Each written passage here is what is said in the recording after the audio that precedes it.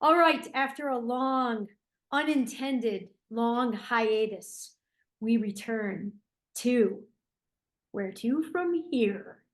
I don't think we're into episodes yet. I think we're still, especially we were finding our flow and getting our rhythm, and then holidays came. I got sick.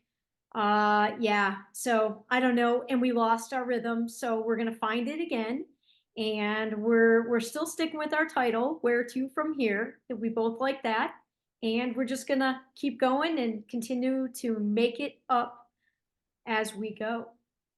So happy So, well, Valentine's Day, Justin. happy Valentine's Day to you as well, and thank you for very much. February 14th, we all were trying to ignore it as much as possible, but somebody called me up this morning and instigated the Valentine's Day shenanigans and kerfuckery. So now we are well into this. Is it a holiday or is it really just you know what I think it is? I think it's just the day where like men everywhere just apologize for all the stuff we've done for the whole year, and that's like this is just our day to say like I'm sorry. I Well, know. I swear to you, it was not at all intentional, my call to you this morning, because I long ago wrote off this holiday. I mean, I don't really follow any holidays, or at least my attempt is not to fall into the conditioning of any holiday, least of which this holiday, simply because I have spent way more of my 48 Valentine's days alone than, than with somebody. So yeah, it was completely unintentional, but as we discussed, I think it's there's a real momentum. There's a real momentum of energy on this day. So I think subconsciously it infiltrates us. Well, I'll offer the Saint Valentine benediction for today, and then we can get started on today's episode, we're going to call. I think we talked about it, Secrets of the Sexes, where I will discuss the male perspective, completely unfiltered and unedited, and probably with a lot of profanity. Wherein you'll go ahead and discuss the female and the woman's perspective, the divine feminine, and I will try my best to relate the divine masculine, and also in all of the ways that we get it wrong and what we're really thinking about everything. So, without further ado. Praise the Lord. Praise Jesus. Reverend Justin Matthew saying, God bless us all on this wonderful day that we have, the Valentine's Day. Let the hearts from heaven descend down upon you all.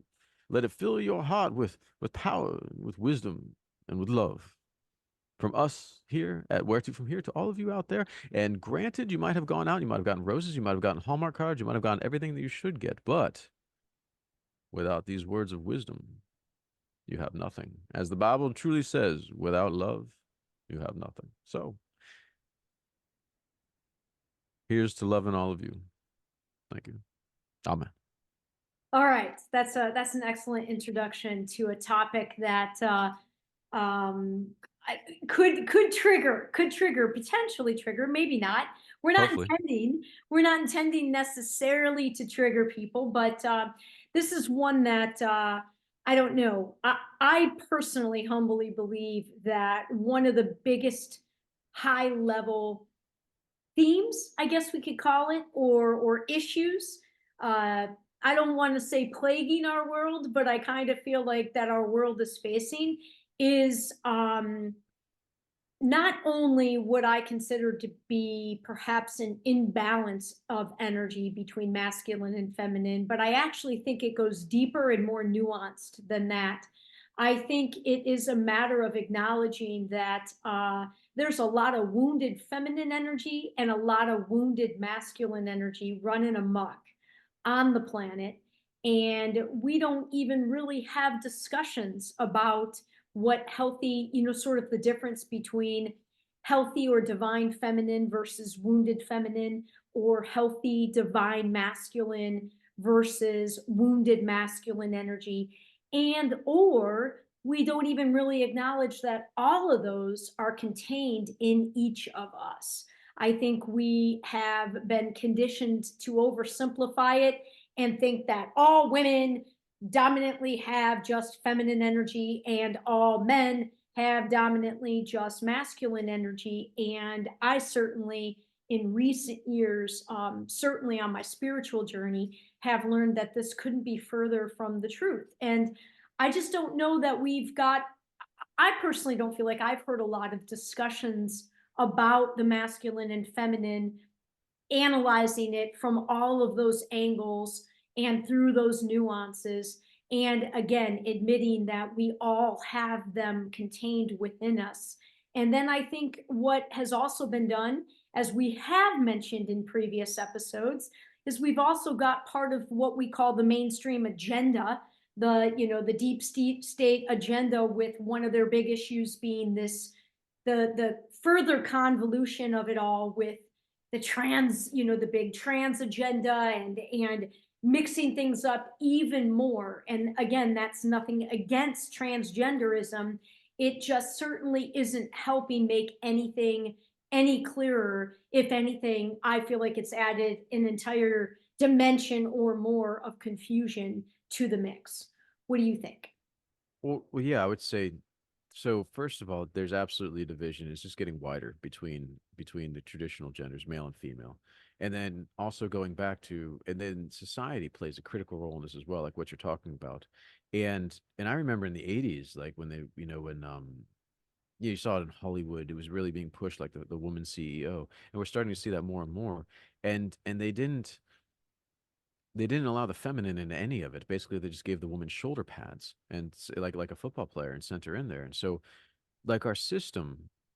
So I'll talk to that really quick, and then I'll do a brief review of my woo woo that I got. But yeah, we all have the divine feminine and the divine masculine, and like I've said before, like our relationship with our spiritual side is I see it as our relationship for all things. It begins there, and so how well connected we are to our own divine feminine and to our own divine masculine really is the key of how we perceive it in others and in the world at large. And and and then you have the overlay of society, like you're saying too, to where it's like men aren't allowed to express their own divine feminine. It's almost like they're telling men, like, "Oh, well, that makes you a woman." It's like, no, you're not a woman. You're a man. That you just have also this quality of divine feminine. That's just biological, where everything is born female, if you want to just break it down, and then the male is added later. Like the universe is inherently feminine, and the male chromosome is almost like an addition. But there's definitely through the two, we'll say sexes instead of genders, the male and the female sex, and there's a division there. There are differences there that are not being acknowledged in society right now. And then there's also a division that's being driven through, and then the entire issue is being convoluted by the admixture of a vague and nebulous idea about gender. And I don't see that as right, wrong, or indifferent. And Peanut makes the cameo. Yes, she always must. Yeah, it is not right or wrong and different, because regardless of what sort of pronouns you use to identify yourself with, it doesn't matter. You're still going to have the divine feminine. You're still going to have the divine masculine, and you don't embrace the divine feminine if your sex is female. You don't embrace the divine masculine by putting on shoulder pads and trying to be dominant. And if you're masculine male, you don't embrace the divine feminine by lips with lipstick and mascara. It's definitely an energetical thing, and it's definitely a feeling thing. And I think, and I get a lot of, like you say, there's a lot of confusion with the lines being blurred, because when society comes, repetition is huge in society, as well as people sort of having an idea about their place, like in a worldview, and that's just being shattered and broken apart. And some people say good, but we have to question like what it's being built back with. And what I see it being built back with now is just more division, more uncertainty, more confusion, more and nothing that's producing whole and healthy people, really. That's the here as far as I see it. Yeah, I would completely agree with that. And one other thing to sort of throw into sort of the high level of the conversation is, something else I think must be acknowledged as well is the conditioning that we've all been brought up with for eons, that we need the other sex, or that we need a partner in general, that we are not okay alone and whole as an individual. And if you're heterosexual, as a heterosexual female, I'm not whole unless I find that masculine match, that masculine partner. And again, through my evolving on my own spiritual journey, as I've acknowledged a lot of my own internal wounds, I've realized and learned how to be that self validator within myself. Now, I'm not saying that we as humans came here to be alone. In fact, quite the opposite. As human beings, I think we're extremely social, community based creatures. I think that's what our species is intended for. But the deep, deep conditioning that we as individuals, it's impossible for us to be whole within ourselves, I think is another nuanced piece of the conversation that must be introduced in order for it to be in order for it to be more accurate. Simply because if you've got a bunch of people running out there believing they're not whole and they're broken in a way because they're looking to find their other fix, then they're reaching for something outside of themselves to fill something that really, on the spiritual journey, we learn there are tremendous things within us, the peace within us, the wholeness within us, what we are at our essence is within us. And I think if we work and discuss becoming more whole individuals, and in this case, balanced in our masculine and feminine energies, and then seek partners, it's a completely different ball game than when we are out there not even talking about what wounded feminine looks like, what wounded masculine looks like, and how those perpetuate our own habits and bad relationships. I mean, I think both of you and I now in our 40s can speak more to that than before. And I didn't even have the understanding of it until recent years, to be honest. And now it makes a completely different situation, a completely different scenario when putting myself out there as a potential, partner from the place that I am now versus when I was just so still deeply, deeply wounded. Do you have any thoughts on that? Oh, many, because you touched on like quite a few different things there all at the same time. So as far as yeah, the society that's sort of archaic. I would say even now though, they're actually telling women the opposite, that they don't need a man, and that they don't need a man in their lives, or they don't need fathers in particularly. And I would actually disagree with that. Me and you have the luxury of saying this because we don't have children, but Yes, absolutely yes, children need their yes. parents. The boy needs his father, and that's just one of the things that I would just call as a flat out lie. It because it would be like saying you don't need a mother. Like everybody acknowledges that. Oh, of course you need a mother. And but the inverse is also true. Like, well, then why is it that you absolutely need a mother, but you don't need a father? Explain that to me. And it's just because of the single mother, we people growing up without a mother is so much more rare than without a father. And just because growing up without a father has become ubiquitous doesn't make it right and doesn't make it healthy. And would absolutely argue that children do need a community. They need men and they need women, absolutely. And does it have to be a bio dad? No, but you do need an older positive, and the key word being positive, male and female role models, because that's how we learn, is by modeling.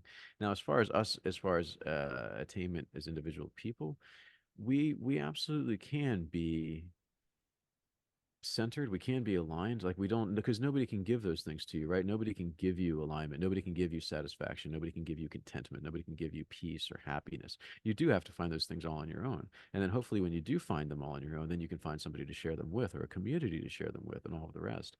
Do you need that? No, because being married, I see it as like having children. I see it as like living in another country. All these things are all just experiences that you can have, but you absolutely can find the peace and the contentment and the wholeness and the love and the satisfaction and the fulfillment all on your own. Absolutely. We just instinctively try to find groups to share those things with, and that's a good thing. That's healthy. The body needs touch. The mind needs engagement.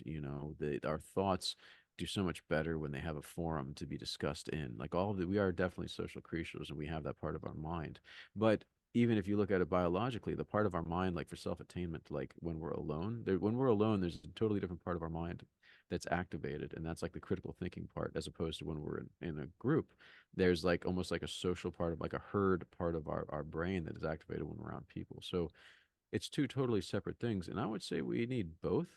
But the attainment we find on our own, the community, the fulfillment of community is its own animal entirely, and that can be found in a whole number of different ways. It doesn't have to be found in the traditional roles that society tells us, but you absolutely need that. And converse to that, the whole idea of single motherhood's just fine is not true.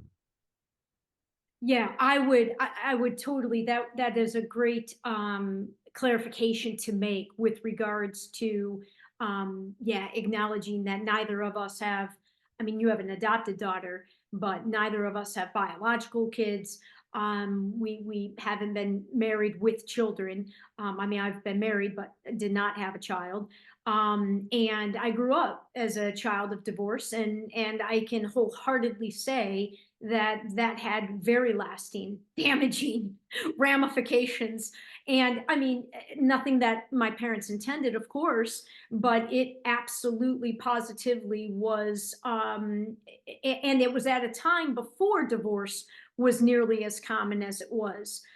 This was in the mid 80s, and it wasn't yet where the divorce rate was whatever it is now, which is probably well over 50%. So it is a distinctly different scenario. And again, I would tend to agree that, I mean, just considering bringing children into the world to do so, and again, obviously, we're not intending judgment of anybody, but I would agree with you that there is more of a glorifying of, especially with the modern science, that you literally don't even need to be with the man to get impregnated. I mean, you don't even, I don't even know, they can do the whole damn thing in a laboratory, these days, and implant. I mean, the whole thing can be done outside of the natural way, if we say that. And I think there's some serious consequences to that, and I think we're seeing those things. And again, it's not intending judgment to anybody out there who has chosen to go that path or who has found themselves as single parents. I know a fair number of single dads as well. And it definitely, I think not having positive influences, healthy positive influences with both energies representing masculine and feminine, has lasting consequences. And I think that's what's led to, in no small part, some of the chaos in the world and the continued confusion. And I do agree that it's worsening and widening as opposed to getting clearer. I don't think anything has become more clear. And I know, like, for myself, I think one of the ways that I've had to, it's not necessarily easy, I don't think, for men or women as we age, as we get into our 30s and I get into our 40s, and now me, I'm knocking on 50. And, let's face it, the Disney story is out the window, like and, being comfortable and not falling to any sort of belief that I am less than because I'm a single woman. I know that I've had to work, I feel like, a little bit harder to find that resolution within, simply because of the lessons that have come from so many relationships that were mirroring all the wounds. And now that I'm on more of the healed side than the wounded side, it's amazing to me when I look back and understand the attraction point and how those relationships mirrored the wounds. And I just didn't have the cognitive awareness of what was really transpiring at the energetic level.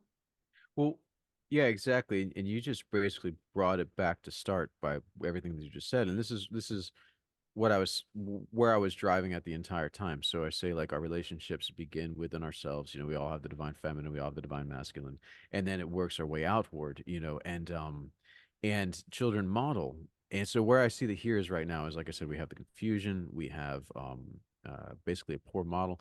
And what it is they also model the relationships. So if we are damaged inside of ourselves with our own divine masculine, our own divine feminine, we model poor relationships, and then those are then modeled after us, like you just said, like your first relationships when you became an adult sort of mirrored and reflected the relationships that you saw growing up as a child.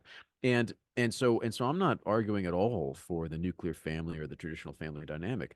You could have two women raising a son, and that's totally fine. It is, but they will still require that adult male role model, because that's part of life. That's just what is needed. It could be an uncle, it can be the neighbor, it could be a friend's father. It doesn't matter what that is, but they need that for their modeling. And so if say if you have a couple of two women, as long as they're not conflicted with their own divine masculine, that child will not pick up any sort of conflictions against the masculine. You know, if they have a brother, Right. if they have a father, whatever. But where you really see the conflict come is because our relationships are suffering. And I believe that's part of our here is our relationships are just suffering across the board. Our relationships are suffering with ourselves, who we are, our identity. We don't know, we don't have a good relationship with ourselves. Relationships are suffering with our partners as a result, no matter who that partner we choose to be, you know, and so it suffers with our own sense of identity. And then the children coming up that are trying to model this mess, it's just a catastrophe. And it's not nearly as dire because like there are a lot of good people out there. I know I'm painting this really black. I'm speaking specifically to the problems that I see in the here right now, but those problems are what's being highlighted the most as well. And what's not being highlighted is any of the good, you know, people getting along. And that's another problem with I think our society and our culture as well is there's just the bad is getting the spotlight and people coming up that are looking around themselves for sort of cues on who they are and how they're supposed to behave are just getting assaulted with all of this negativity, you know, is my take or my here. Yeah, and the other thing that about the here that's been I've been personally triggered by lately as a woman who has been, I would say, way more of my masculine energy has been in the driver's seat of my car. And for the vast majority of this life, despite my feminine, I've said this to you, I don't know how many times, how my feminine is dying, like dying to have more time and ability and opportunity to express and to be out as Alyson versus the masculine aspects of Alyson. But as a single woman trying to make it in this world and not playing the regular mainstream game on top of that, it's challenging because I feel like the world of work, I feel, is still highly masculine energy. And so as a woman who's really ready for my feminine to lead, but who has been in my masculine for most of the life and still probably leans towards the masculine, a couple of things have really recently been glaring at me from the here. And again, coming from somebody who doesn't own a TV, but I go to the gym and you can't help but see the darn TVs when I'm at the gym. And I pop on Facebook for a few minutes every day, and I'm on my YouTube feed. And the thing, you alluded to the business aspect of women, and I couldn't agree with that more. In my experience, especially working in a heavily male dominated and male energy dominated industry in the race world, I've chock full of example after example of, yes, females being in business, but they're not bringing any feminine energy. They're just females playing the same masculine game, which I think further convolutes things. And we see that in politics as well. They think that the nastiness, is delivered better by a woman because then you think it's women's rights. And lately I've seen it where women's athletics has experienced a surge. And I feel like I get a little bit of leeway in calling this out too, because I played Division 1 college sport. Like I was a high performing female athlete, but I'm here to tell you that, while there's a certain aspect of it being great that females are getting more attention in that area, it's once again females getting attention in a very masculine energy way. Sports are competitive, and again, I'm not trying to judge it. I'm just saying, where are the models of examples of real feminine energy, and that being celebrated and that being valued instead of always poo-pooed as the softness or just the female? We don't see really truly divine feminine energy and men getting behind feminine energy the way men get behind females playing their game. It's not the same. And again, I can say this because this is like my whole life. Like I got plenty of men that will celebrate me as long as I'm playing their game. And then, even then, it's only to a certain level because you get too high in their game. And then all of a sudden, it's not cool that I'm a female. But I don't have a lot of men that celebrate the greatest parts of me that are feminine. And really, my greatest strengths are my divine feminine. And I think our world, the here right now, is really bombarding us with this false belief that females are getting more equal when it's really just females still, living and being examples and modeling masculine energy. Yeah, I agree. I have a different way of phrasing it, and I'll phrase it the way that I come to think about it in terms of my here, and then I'll say where I want to see the there go to. So as I see it, because like in a lot of the ancient writings, they call it like the threefold flame. There's supposedly there's a chamber, a secret chamber below the heart that contains three things. It contains power, it contains love, and it contains wisdom. And when these three are in balance, the person is whole and healthy. They're a divine being, and whether you're born male or whether you're born female, you are just a divine being as long as those three are in balance: love, wisdom, and power. And I see almost that as the divine masculine, divine feminine, and divine spirit, like, Mm. yes, and so good. The power being the maleness, the love being the femaleness, and the wisdom being the spirit. And as long as all those three are in balance within each individual, you're a whole and healthy individual. And what I see this world running on in the 3D is just power. It's pure power. And it doesn't matter whether the person wielding it has a vagina or a penis, but that's what the world runs on, is power. So when we introduced women into our world, this world, and that's why it was considered masculine and patriarch and all of these things. And it was associated with having a dick because it's like power, but that's what it's running on, where love and wisdom are kind of taking a distant backseat, given lip services like, oh yeah, they're cute, but never given the driving seat, never even given consideration. And if they ever come in terms of threatening power, they're cut immediately. And speaks a little bit to what you've experienced, like if you get in, but also if you start getting too much into the male world and start threat challenging power, you're met with resistance because now it's power challenging power. And so that's what women found, and that's what they're being told now, is to be empowered, is to learn how to play the power game. But that's still the male game. That's still the divine masculine being completely out of control, completely overbalanced, because there's no wisdom or love to rein it in. And that's really what needs to be brought in. And not just with women. I mean, women can more easily exemplify it, but in men as well, with the wisdom and the love that's just sorely lacking in men. And what you talk about, how you feel, I've heard what you said about not being able to express your feminine from many women because they're forced to play this in this world where it's not respected whatsoever, and it gets stepped on. And how are you going to hold love or wisdom up to just raging power? And that's what I would say to the men right now, is that the biggest thing that we could do is, one, be balanced with wisdom and with love, with our own divine feminine, with our own spiritual self, to be balanced with the wisdom and the love with our power, and then using that power to create a space, like a perimeter, um, a space that where something can flourish inside of it. Like, I believe that's the role of the divine masculine, is to create a perimeter. But too often we use that power to create a prison.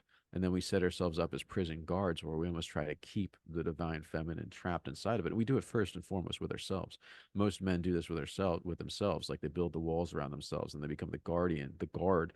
Instead of being a guardian of that perimeter, of that space, they become a guard of it, and they use that power to, like, and they're almost jealous with it, and then they become, and then that the wisdom and that love becomes contorted and almost twisted inside of themselves, and then they express that upon the world around them. And so what I would say about the divine masculine is this is completely correct. In order to let women be women, the men absolutely have to step up their game. We absolutely have to get in touch with the side of ourselves that's made of love. We absolutely have to get in touch with the wisdom that comes from spirit. We need to make sure that all three of these things are balanced. And then we have to use that to create a perimeter so that the women in our lives have a place where they can feel safe to do the same, to explore the same, to where they don't have to have the guns pointed out, where they don't have to try to leverage their power to just get by in a world that is predatory at present. Yeah.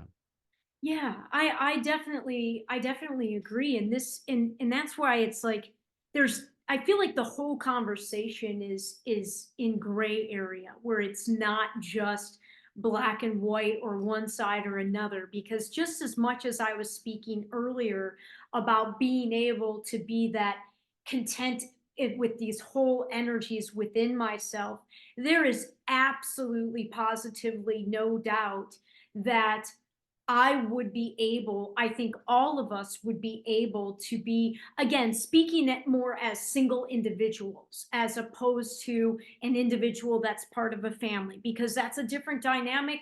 And that's not a dynamic I can speak to. I don't have a husband or children. So speaking as a single woman, I know because especially because of what I've experienced in the past 6 months in particular, that who I'm able to be. And in order to be my best self, oh my God, it absolutely comes if I'm able to be part of something that's more than just me. It's sort of like together we are more than what we are alone. It's the Yeah. whole idea of a team being greater than an individual. And because again, I'm one person trying to support myself in a world, where it's sorry, Peony just knocked down the drum. Peanuts, what are you doing over there? Has to get attention. Um, I know, because of the recent lessons I've learned, and especially my most recent relationship, which you very well know was one that was very, very chock full of painful lessons. But because of those lessons being learned, the dynamic with some of the closest male relationships in my life right now, you being at the top of that list, has changed dramatically and profoundly affected me in terms of finally even understanding what a healthy reflection of a male, a strong masculine energy that was tapped in and dialed into its feminine as well. I didn't have those examples. I didn't even know what that looked like. And again, it was also in part due to healing some of all of those imbalances within myself.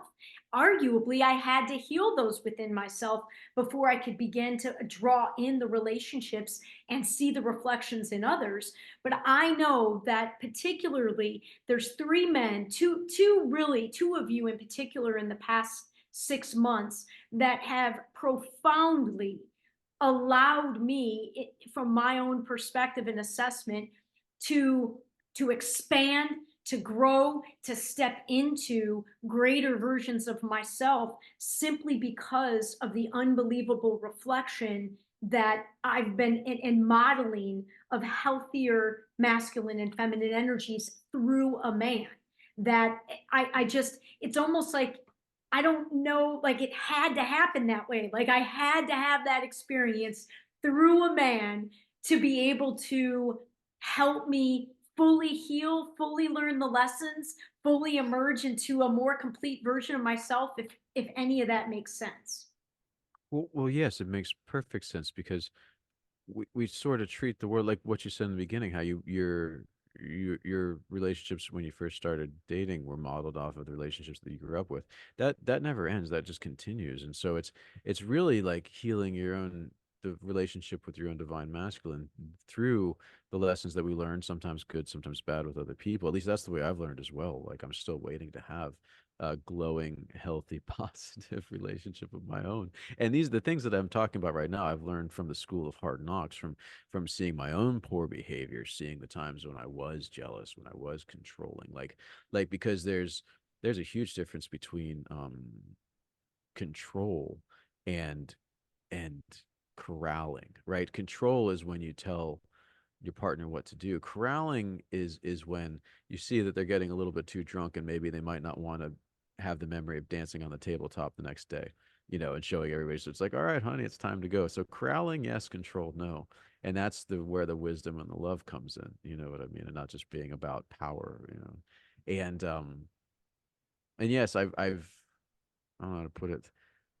I can understand how, especially in today's world, I've had a relationship in the past where it didn't matter how many times I fixed something.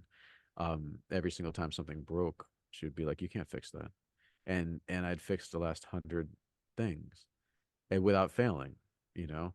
And finally, I stopped, and I was just like, "Who hurt you?" You know what I mean? It's like, but yeah, I guess you get so used to holding your fist so tight for so long that just simply relaxing becomes harder and harder the older you get. The longer you've held that posture, the harder it is to relax into it. And I think that's what we have right now as far as the here we've just held these postures for so long that we just don't know how to do anything different, and the there will be mitigating for the men, mitigating love and wisdom, you know, into holding down the fort.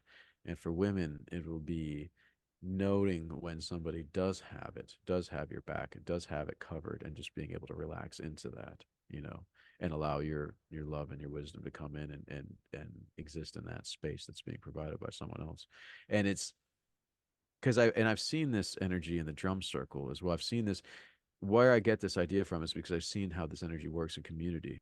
Drum circles, I've seen it in spiritual circles, I've seen it in other things like that, to where the masculine energy draws almost a perimeter around the space, and then the woman energy beats inside of it almost like a heart, and it's beautiful. It's a thing. It's a cell. It's like a cell, a living thing, and that is, I believe, the way it was designed. Like with the men, we provide like the cell wall, and then the women do all the magic inside of it of creation and life and love, and it works. It just works. And so that's where I've developed these ideas from. And I think that we could easily do it. And I think we do it naturally whenever we get to community. It happens all organically, like at festivals that I've been to, Rainbow Gathering, which is like month-long festivals and things like that. So I've seen that when given the opportunity and when given the space, this happens on its own. So I don't even think there's anything that we need to do. It's almost like, what do we need to stop doing is what I would say to get to the there. We need to stop living these isolated lives. We need to stop thinking that we could just go it alone, and just beat our way through it. We need to stop running ourselves into the dirt, and know when we do need help, and then being humble enough to acknowledge that. My friend's wife, she she was at work one time. She just had a newborn baby, and everything in her wanted to just be home with the child. And she was talking to a female coworker of hers, and she was expressing it. She was like, "Oh yeah," and her female coworker said, "Oh yeah, we all feel that." And Anna said, "When does it stop hurting?" And she's like, "Oh, it never stops." She's like, "Well, then why are we here?" And like nobody had an answer. Continue right now. I'm at work as well. I'm gonna take a look at something for 3 minutes, and then I'll be Yeah, right back. Maybe for two. Hold sure. on, I'll be right back. Okay, for sure. Continue. All right. I will speak to the wall. No, let's see, what can we talk about? Oh, I guess it bears reminding or repeating that Justin is currently on a boat in San Francisco Bay outside of Alameda, outside of Alameda County, or Alameda, I think is the name of the city. They're in California. So he is on a 3 week, first week of his 3 week stint. And, and they had a little ordeal today.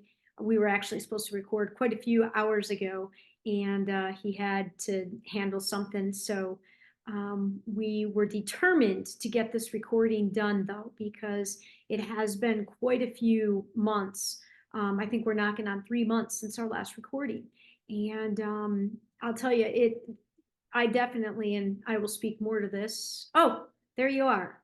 I was going to say, I was going to start to give voice to how much I feel like I've experienced or begun to experience the there in terms of these energies in the past 6 months, and how magical it is. Speaking a little bit of what you were just saying, of what you would have experienced in festivals and things. I haven't had the pleasure of experiencing it in all that many arenas. But in the past 6 months in my little world, and I kind of classify the two primary men, you and another gentleman. He is more in my like event world, which is sort of the 1 foot in the 3D realm, but he also, like us, is working for independence and sovereignty sort of outside those systems. But he's a direct contact that I've worked with for 7+ years in the event world. And then you are more on like my 5D and personal side, where he's more on the work side.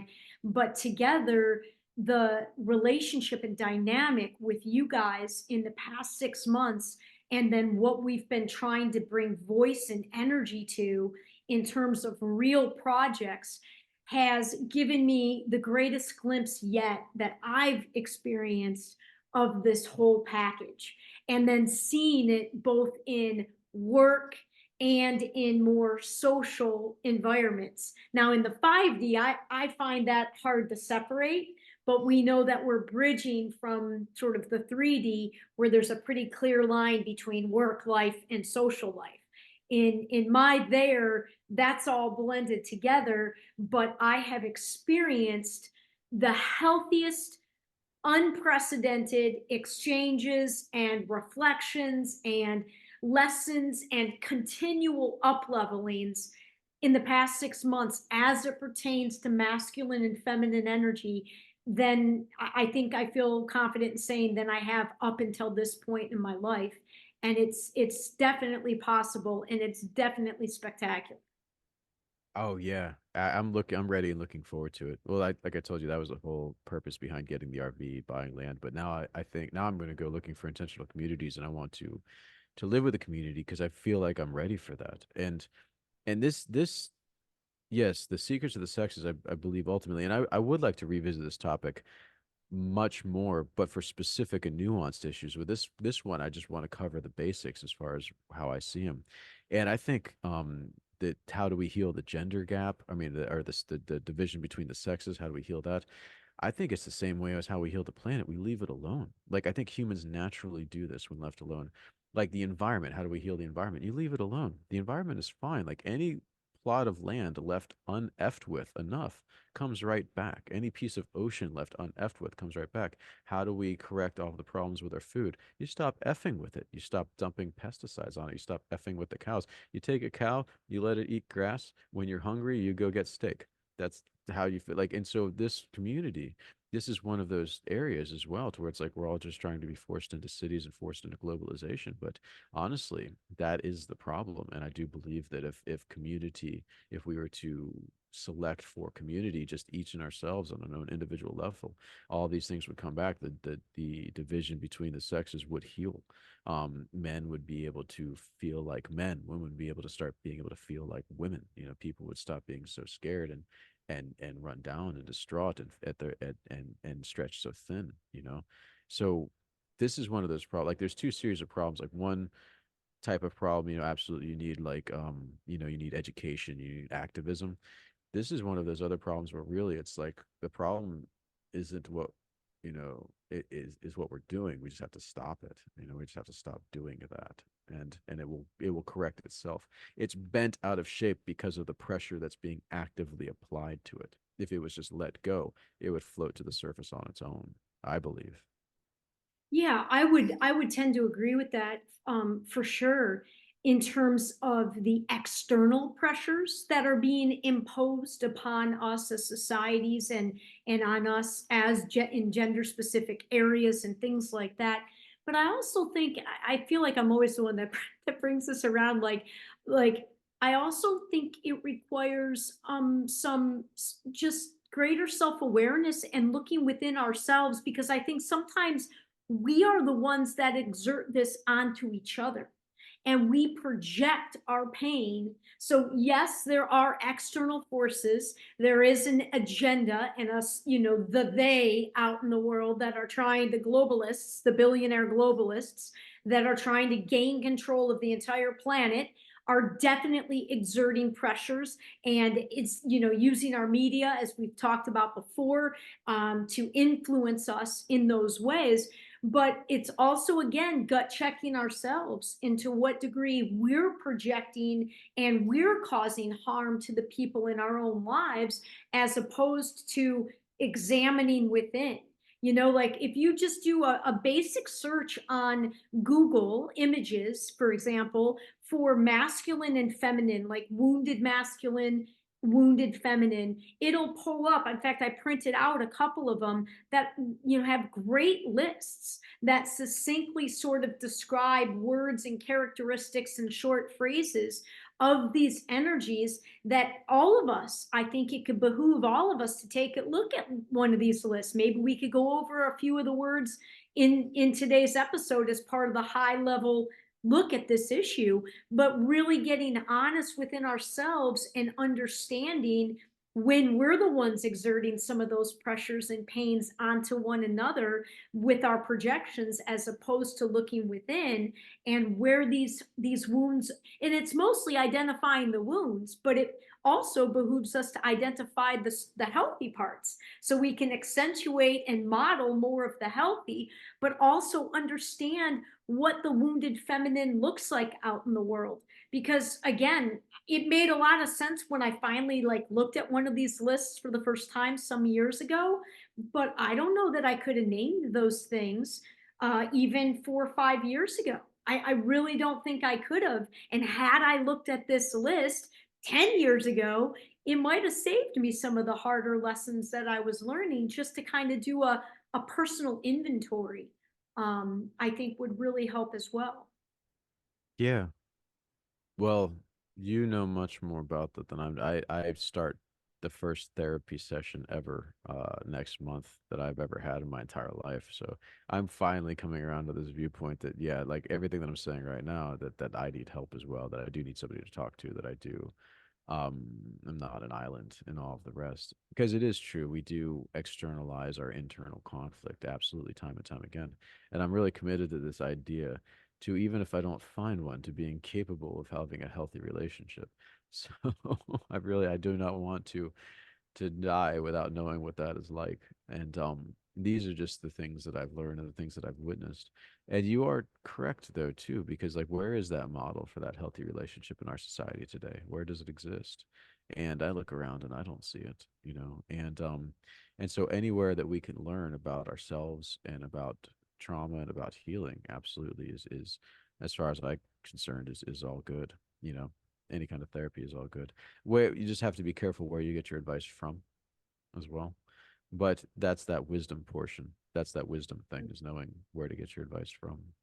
Sure, sure, sure. Yeah, I know in recent, I might even say months, not even years, I definitely get tripped up a little bit when I get stuck in sort of I don't want to say the ageism, but it is a little bit of ageism. When you're knocking on half a century and I'm not going to have children in this lifetime. It's not even physically possible for me anymore, for more reason than just my age.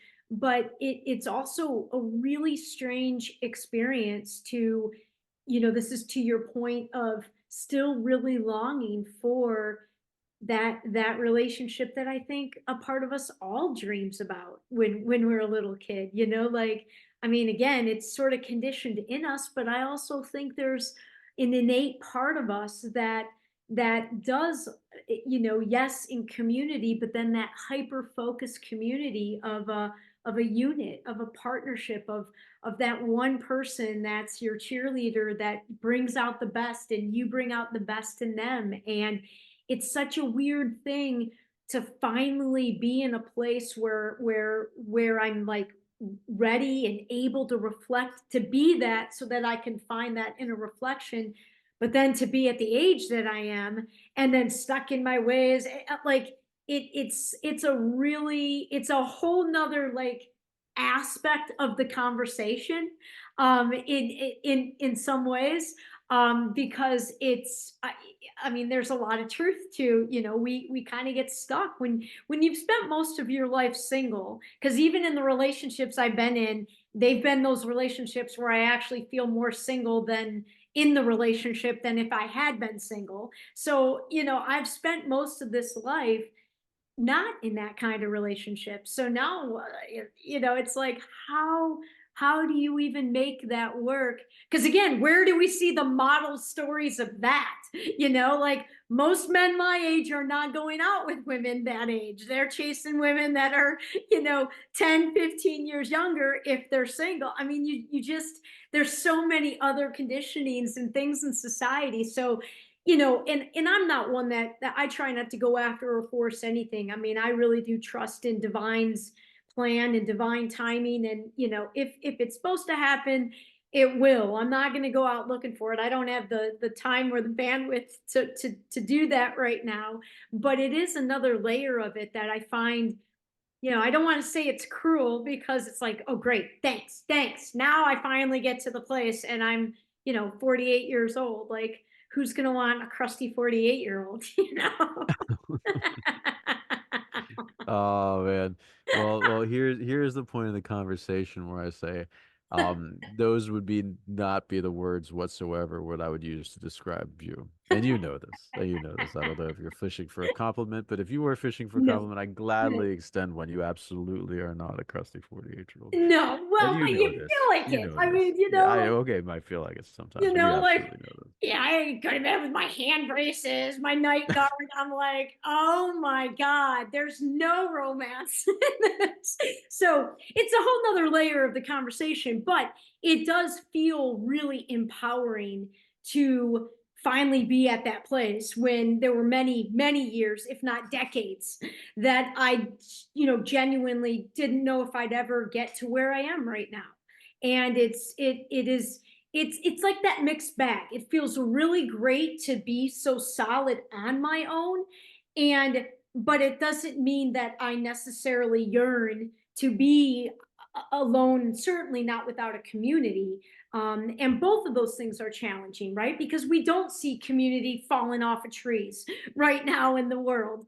And not the kind of community, in my opinion, a real community is not homogeneous. It's not a bunch of people preaching to their own choirs. Like, a real community is truly, diversified and made up of all sorts of people that are aligned on values, not looking exactly and having the exact same sort of lives. A real community to me has a lot of diversity within it, and it's I don't know that that's necessarily, it certainly isn't seem to be growing on trees around me, that sort of community.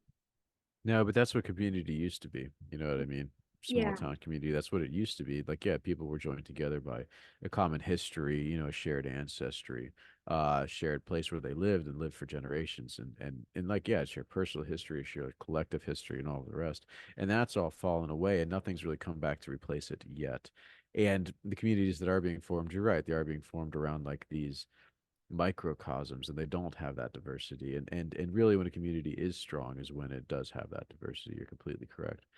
How to introduce that, I'm not sure. I don't know. Like I said, this whole community exploration is a new step in my life, so I can definitely report on that. Right now all these things are just ideas, and I'm sure that I'll get deeper insight as I begin living them.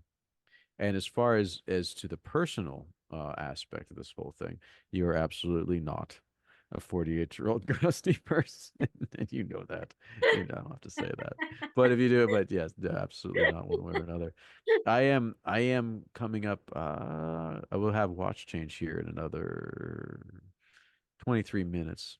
So we'll wrap it up. So I'll actually take that as a little segue into a Secrets of the Sexes revealing um more nuanced, and then I'll give like a general, like a final for the overview. Well, no, I'll give the final for the overview right now. Final for the overview is exactly what I'm saying, and exactly what we've said, is that we're only going to get it by doing it.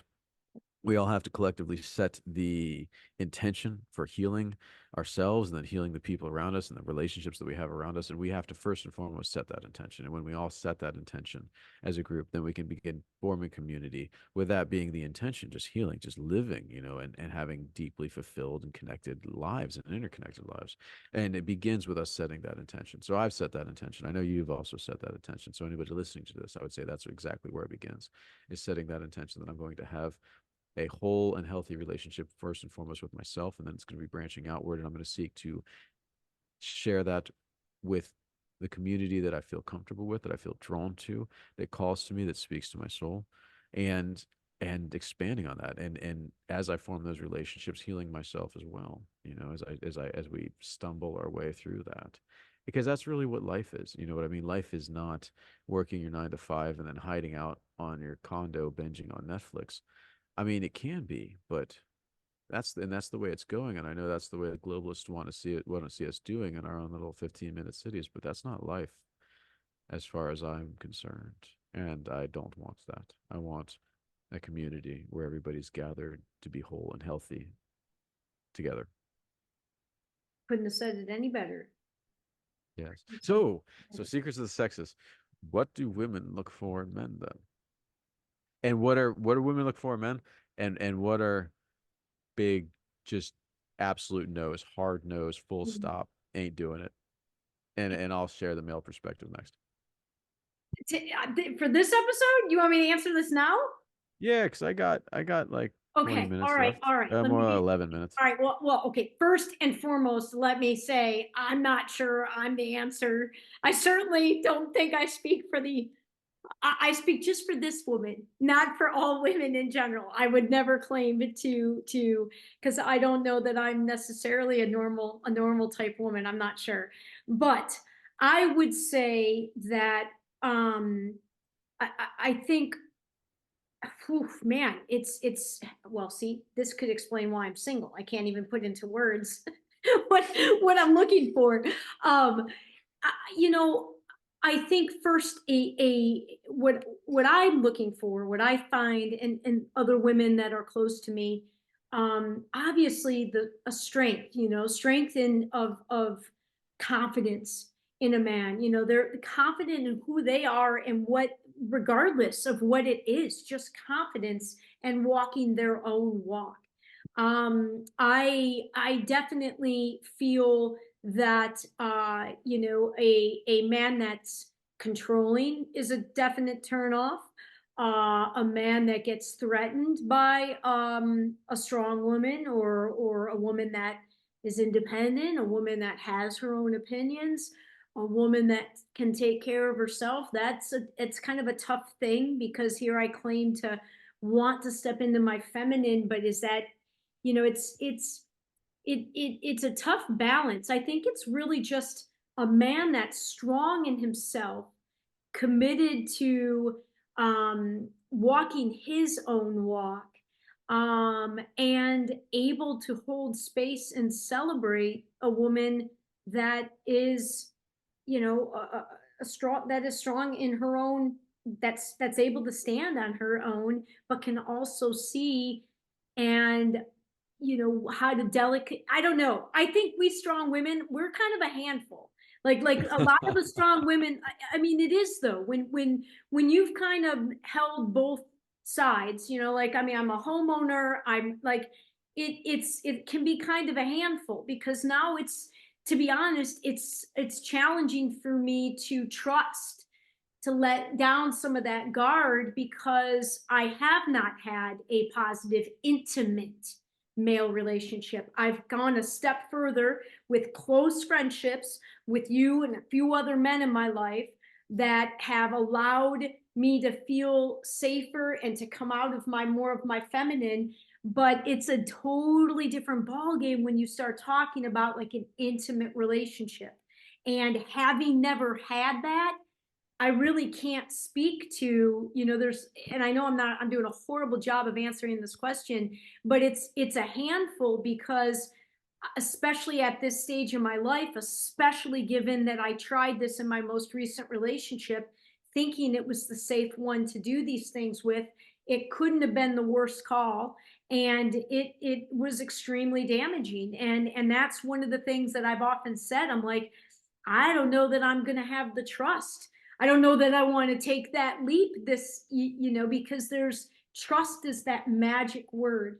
And I think being a man that is somebody that a woman can trust, that's not going to betray that trust, that may be the number one thing. And that's a pretty big, for a lot of, that's a big thing to have something that a woman can trust, where you're not going to use that or manipulate or take advantage of that, because that's what happened in my most recent relationship. And that was pretty, I'd never let myself trust that much, and I did, and it was not the right person to do that with.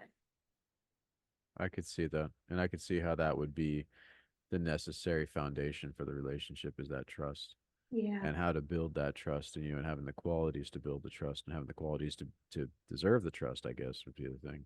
yeah. That makes a lot of sense. Yeah, I could see that. Let's see if you do a much better job than I did in answering the question. Oh, what we look for? Oh man. Yeah, Well, not easy, guys, right? well, guys are easy for the most part. Most guys, all right. So most guys, I'll do it general, and then I'll do me specifically. So most guys, of course, there's the food, shelter, sex. Like we're simple. Like we really are driven, but we also want to feel.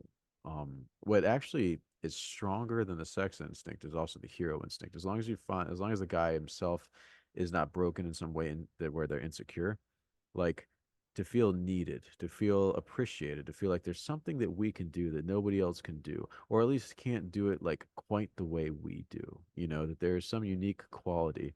And it doesn't matter what that is, but that we're appreciated for and known for, specifically by our significant other. Like, and it doesn't matter what that is, like, and if we have that, that really is go-go juice for a guy. Of course, we all have a very strong sex drive and all of the rest, but that feeling like the hero instinct actually takes precedent over that. You know, Mhm. we will move heaven and earth for that. Like I remember I was a kid and I read it, and I've seen this in my parents, like my dad saved my mother from a raccoon in the backyard, and she just went on and on about how big this thing was and all the rest. They're in their 70s, right? So and I've never seen my dad so puffed up in my life. And it was just so awesome. So even at 77, he's even at 77, I remember I was watching him and I was like, gosh, that never goes away, does it?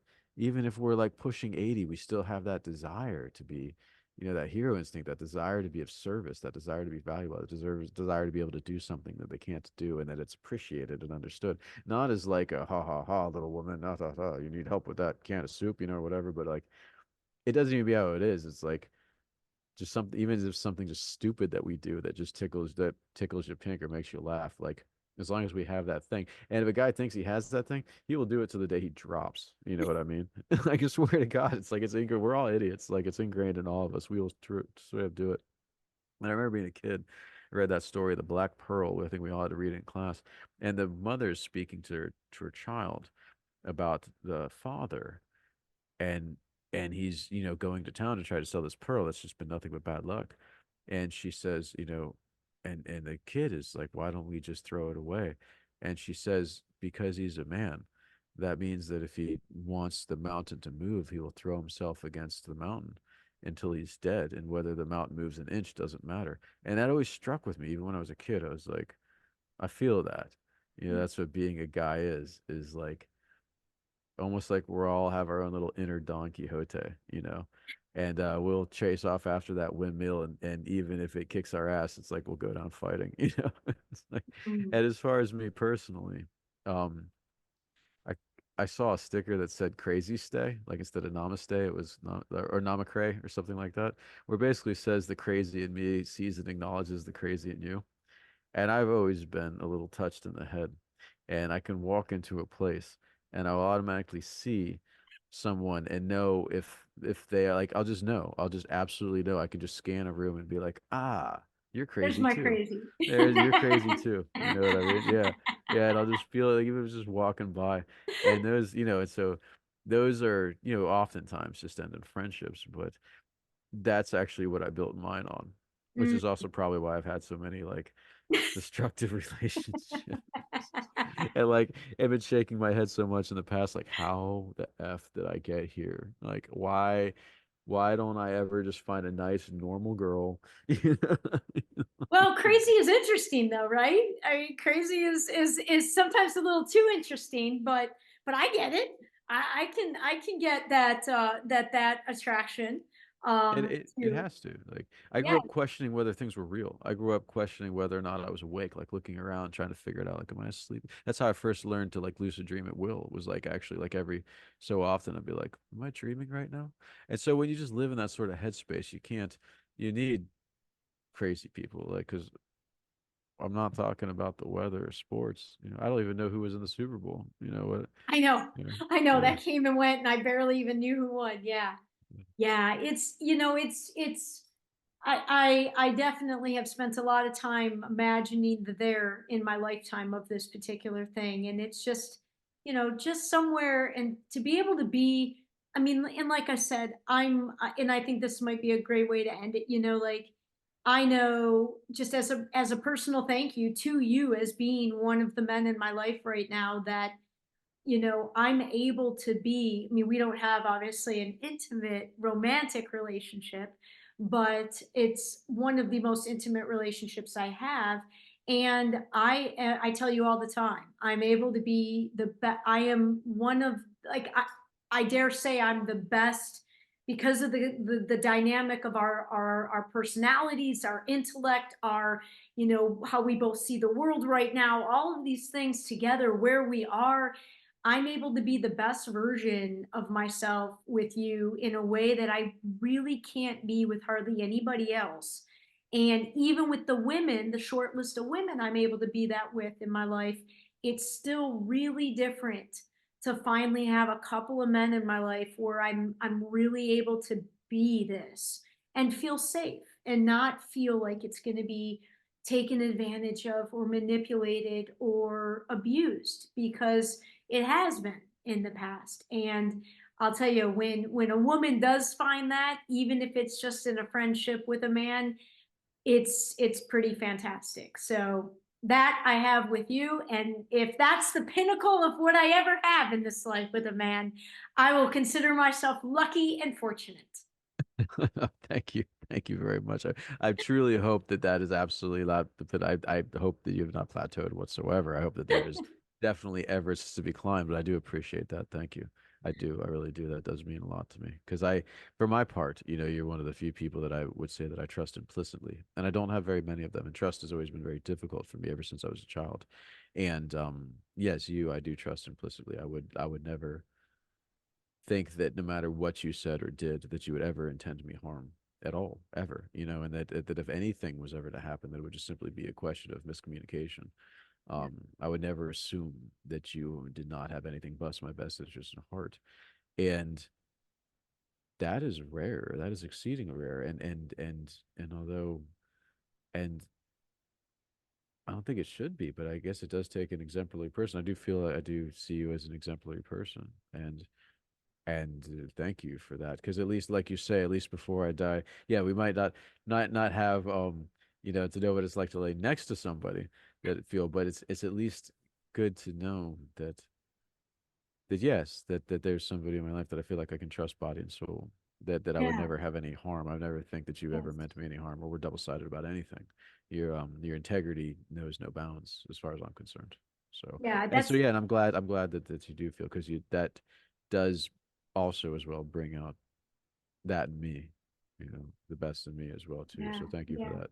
Yeah, maybe that'll be a springboard to, speaking of, we hit on some really key words there, trust, integrity, safety, like if and when we dive deeper and return to some of the topics that we've touched in our early episodes here, maybe those could be some springboard words to where we could go next with it. Okay. Oh, can I do the outro? Yeah, do the outro. Brothers and sisters of the cloth and of the faith, we gather here today to say thank you, farewell, and many, many blessings and bright futures upon you as you journey forth today through your Valentine's Day. With each, either separate, alone, or with people or a group, you will always have yourselves, and you always have the divine connection that we are praying and wishing upon you, and is being granted from the God on high, as we feel here, and our beloved and much appreciated Alyson Noune. Where to from here? Thank you, and happy Valentine's All right, I'm going to stop the recording. Day.